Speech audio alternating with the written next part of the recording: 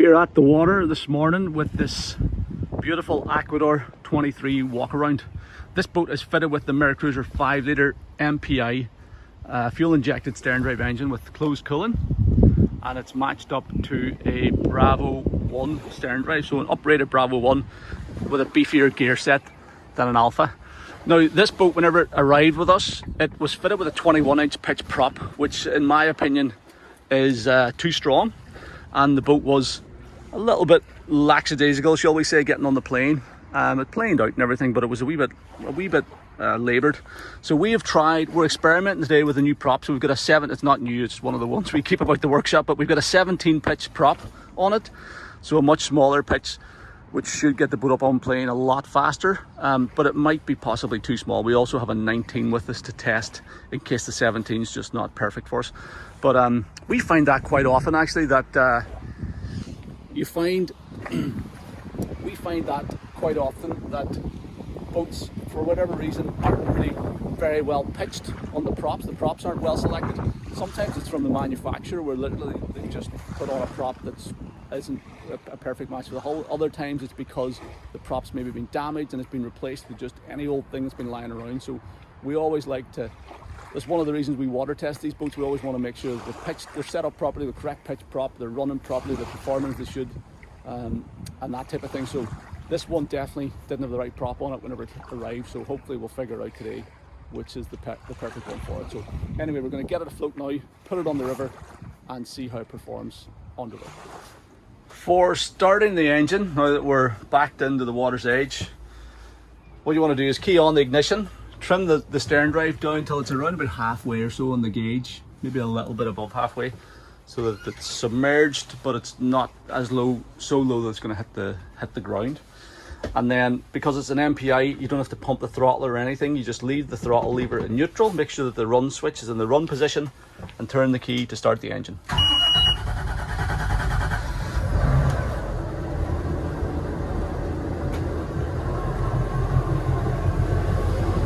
Let's have a look under the hood.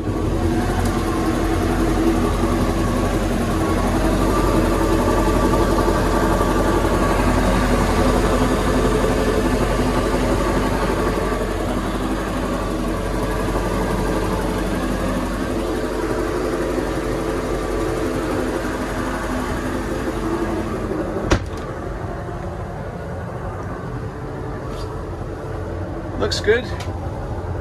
We are now afloat on the river, and I'm just going to put it through its paces here.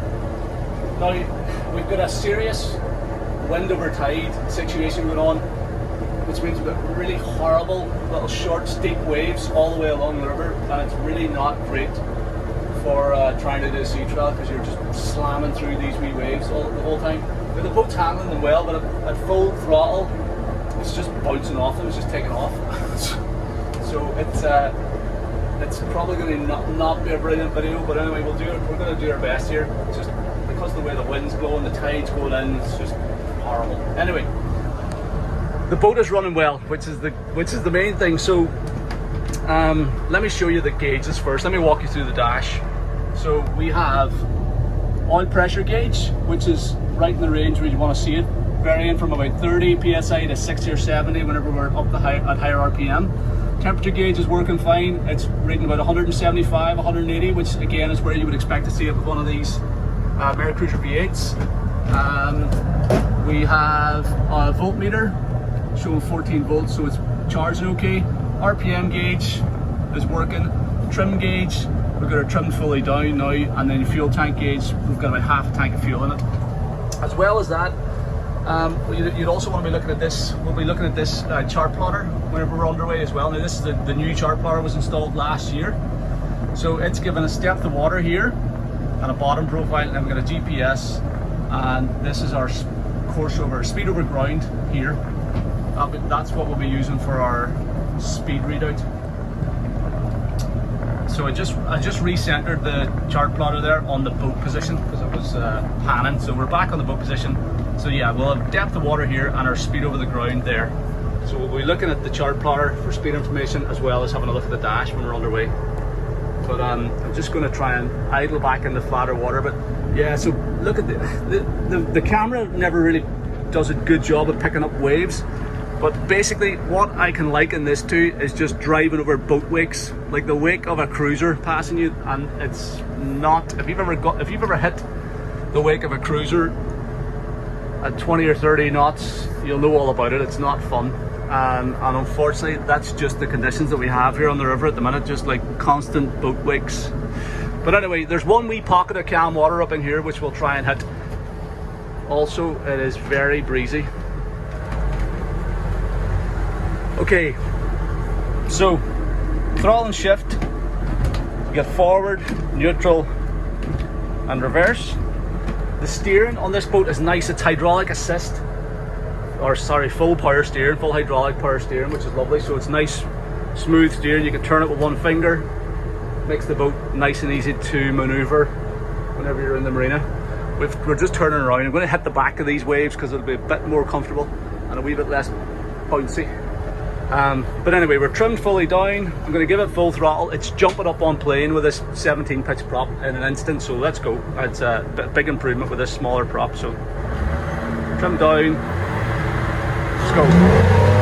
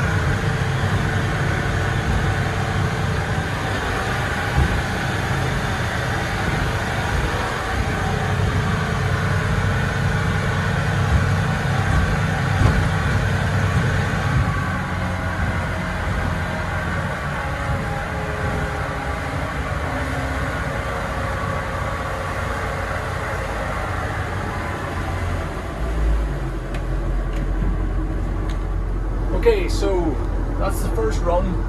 It jumps on plane with that 17 pitch prop. It really has transformed this boat. Whenever I drove it with a 21, it got up there and it did get up on plane and it went, but it did take a good 10 seconds or so to get on plane, and I was just thinking it doesn't seem right for a boat that has a 5 litre V8, 260 horsepower, should be on the plane like that. And now with this 17 pitch prop, it's transformed. It's on the plane in a heartbeat, which is great. A couple of seconds, 3 or 4 seconds maybe tops, it's on plane and it's away. I backed it off to 3,000 RPM there, which is going to be your sort of economical cruising speed. And we were getting 22 knots going down the river, 21 coming back, so 21, 22 knots at 3,000 RPM. Temperatures and pressures, everything looked good, and the boat sits lovely at that speed. You know, the steering tracks in a straight line, you can let go of the throttle, it sort of drives itself, and it's running really good.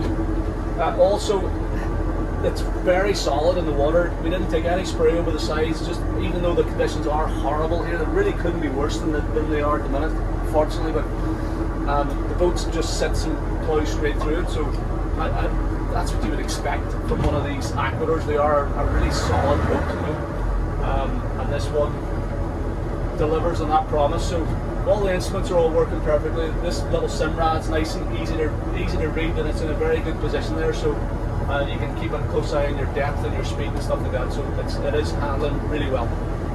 What we're going to do now is I'm going to put it back on plane and try to do a full speed run. It's going to be difficult to film. The camera's going to be bouncing around and everything, but we'll just do my best. So we're going to take it up to full throttle and leave it there. What I'm conscious of is because we've gone down quite a few pitches on the propeller, I just want to make sure that the engine's not over revving at wide open throttle. So we want to make sure it's not hitting the rev limiter. But as I said, again, not the best conditions to do this sort of testing, but we'll try our best here now. Okay, trim down, put it back on plane. Here we go.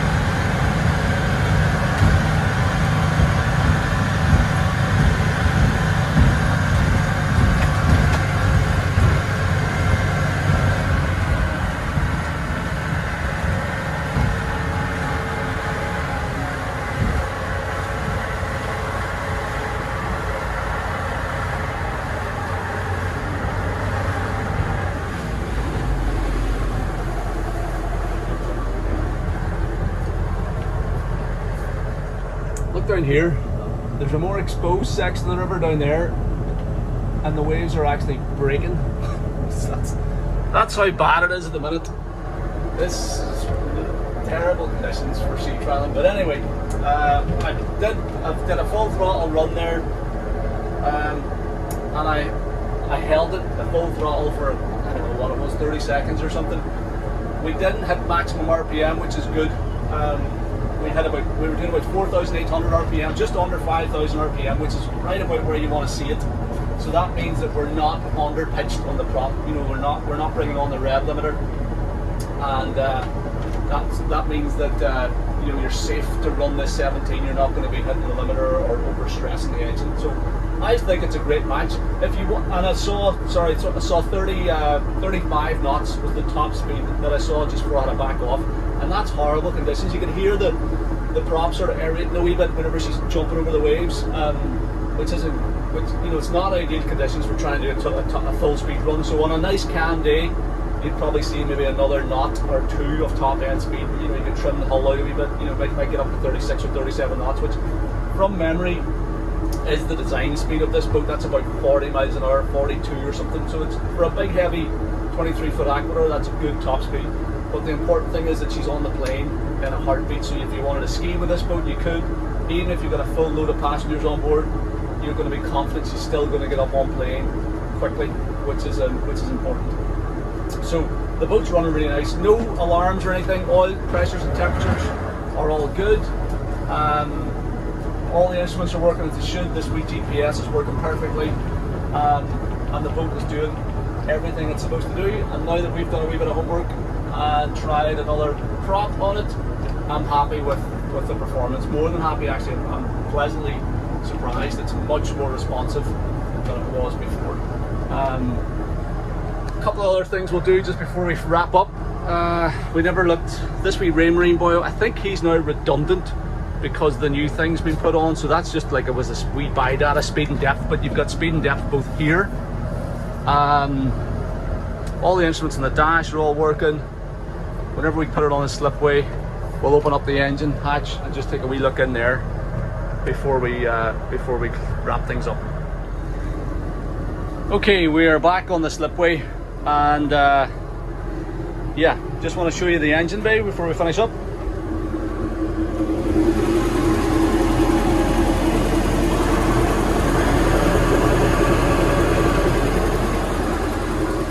Let me just knock this off so you can hear me a bit better. So everything looks good in here. I always like to check the bilges after a sea trial, just to make sure there's no sort of oil or water or anything in there, so everything looks clean and tidy. There's no water in there. The coolant level looks good. Gear oil level's all good. So yeah, the engine is running perfectly. For a 2003 boat, she's running really nice indeed. I also found on the way back into the slipway, there is this boil here. I didn't have it turned on actually. You see it, maybe I think it works off the ignition. There you go. So this boil is still powering up, and it was reading depth whenever I was out there, but it's sort of been made redundant with this newer Simrad unit. It's going to be more accurate, but it does work, the wee Raymarine. So there you go. The covers, I never mentioned the covers. They're great. They give you brilliant protection. It's actually roasting in here. It's like a greenhouse today with those covers on. If I was going out in the boat today myself for a bit of relaxation, I probably would have had this front section rolled up to get a bit of air running through the boat. But I thought I'd keep it closed just with the wind to help with the sound a wee bit. The boat's running great. It's doing everything it's supposed to do. I think with the new propeller, the 17 pitch prop that's on there, it has totally transformed the performance. If you wanted a wee bit more top end speed, you could go for a 19 pitch prop either, but you're going to sacrifice the whole shot, and I always think that's nearly the most important thing, because you want to get up on plane quickly, or if you've got a full complement of passengers. The way the seating on this boat's set out as well, everybody's going to be sitting at the back of it, so again, you just want extra whole shot to get the boat up and out of the water. So if it was me, I'd stick with the 17, and we're going to leave that 17 pitch on it now for the sail. Boat's running great. Hopefully you found the video useful. Thank you very much for taking the time. Apologies again for the bounciness and stuff, but hopefully you get a good idea of how this boat is performing on the water. Thanks for watching.